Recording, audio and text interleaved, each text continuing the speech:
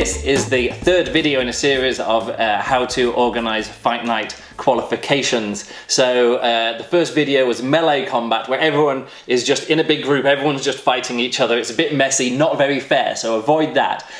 For normal fight nights, you want to do round robin qualifications, where every individual juggler plays every other individual juggler to 3 points in these individual round robin matches, and you pick the top 8. And it's very easy to do that with this system here. There's tie breaks at the top. You put the names here and you take the top 8 or 12 or whatever. But what happens when you've got a big group? This video is for people who are organizing fight nights at a very, very large convention, few hundred people, and you've got maybe like 30 to 40 people wanting to take part in the fight night, or even more. But let's go around about that size. Maybe you've organized small fight nights before, you've done the round robin qualifications, you don't know how to split players into 2 groups. To explain how to do this, I'm going to use a historical tournament, Hanover, in 2019.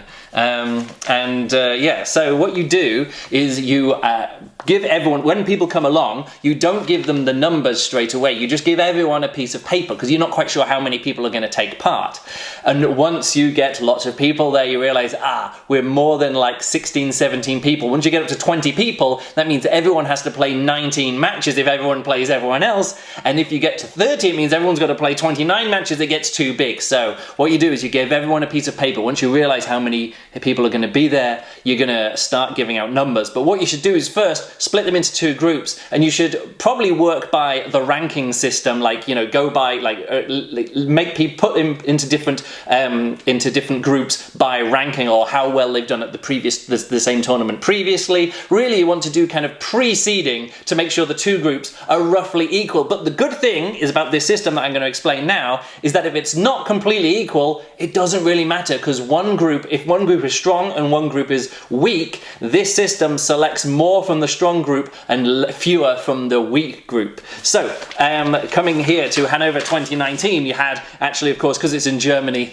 and lots of Berlin jugglers head over there and some Aachen jugglers head over there, it was actually some pretty strong groups. In Group A was Jochen was then there, and also Luke. And you think, well, Luke and Jochen, they're often number 1 and 2, but on the other side, you've got Andreas and Alex. You know, these are, and then Leo as well. I mean, these are some pretty hard groups. And I use an option on the website. Actually, there's a place in future tournaments you can click, and there's an algorithm where if you enter people's names, it looks at their current rankings, the top 20, the historical rankings for people who aren't currently in the top. Or aren't currently ranked. It looks at their highest rank as they go through, and it does these groups as fairly as possible. But don't worry about that, because again, that relies on existing names in the database and existing rankings. But really, split them into 2 groups. So one group isn't all the big, strongest, burliest guys, and the other group is all the small girls or whatever it is. So make sure they're in 2 groups, and then what you'd have to do is you have to give them numbers. And what you do is, over here, is you give everyone in Group A a number, A1, A2. And often what you should do is tell people to write down A on the back, and so when they're looking for a match, they can hold up, I'm A, okay? So A, you give it A1, A2, A3, A4, like that, and that means all of A's are 1 to, in this case, I think there was 1 to 10, because it was like 20 people taking part in this tournament. B, you don't start at number 1, it's because then it's B1 versus A1, it gets confusing. So what I always do is start at 21, so we actually start at B21, which means that it kind of separates it out. So B's all start at 20, so when you're like, who do I play? What happens is A never plays anyone else in Group A. Jochen doesn't play Luke.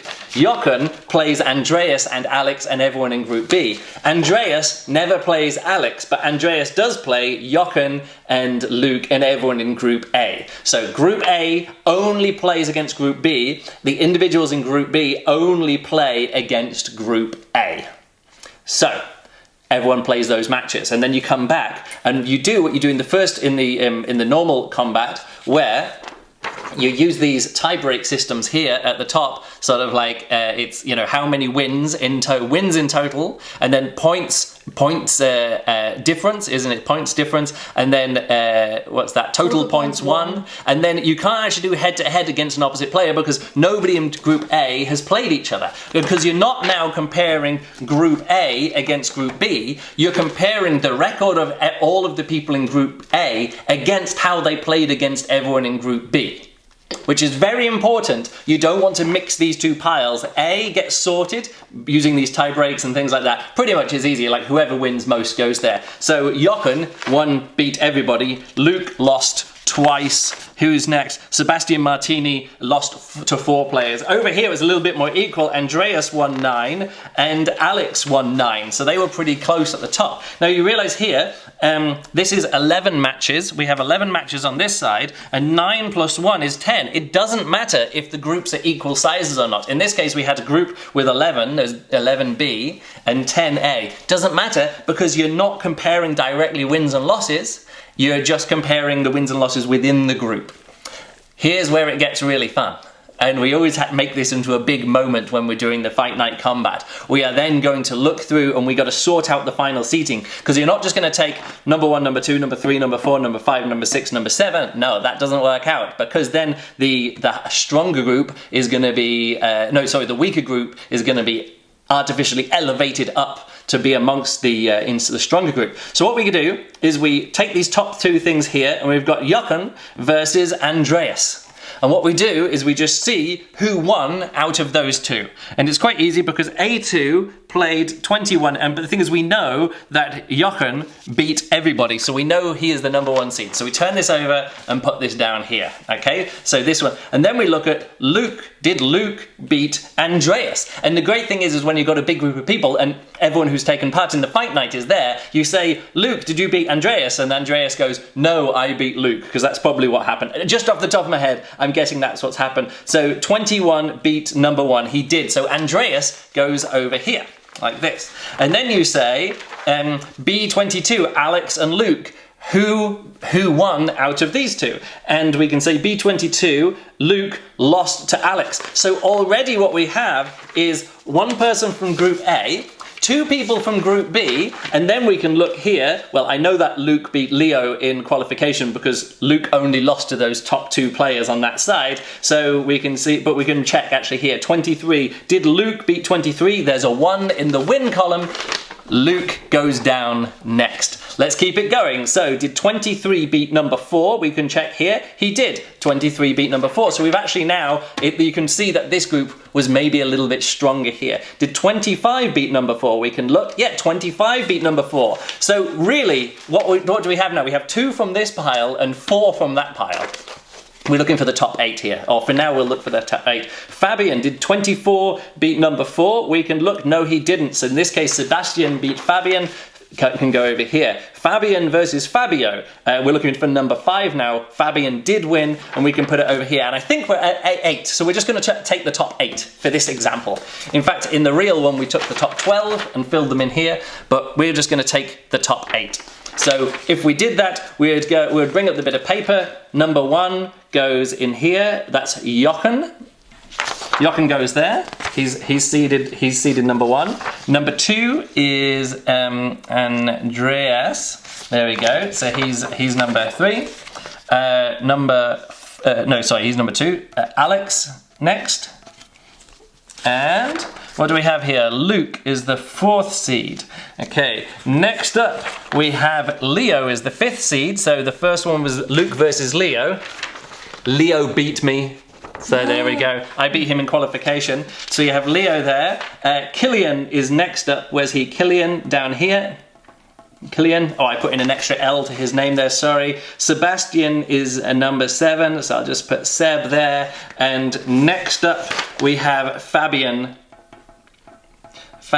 And so there we have the top 8 from 2 different groups. And just remember that 3 of them came from Group A and 5 of the names came from Group B. Group B in the end was a stronger group, but this doesn't matter because in this way we see the head-to-heads as we ping pong backwards between the groups, and we can see which is the strongest group as we go down through them. And so unfortunately in this example, Carl and Fabio, they missed out. In fact, they did actually take part in the fight night, but in this case they missed out. out. So that is how you do group combat. If you actually have more than 40 players, this system of taking 20 and 20 doesn't work. You can just start at number 1 in group 1. This is what we have to do at the EJC, like we're actually doing it in a different system there, but everybody is A1 and then B1 and B2 because the groups can get quite chunky at bigger conventions. Also, it says at big conventions, check this out, when you fill out this and you put in the wins and losses down here, it says at the bottom, too many players, continue on another sheet. That's very faded there, maybe you're not going to see it. And then you just run the fight night like normal. Questions, Juliana?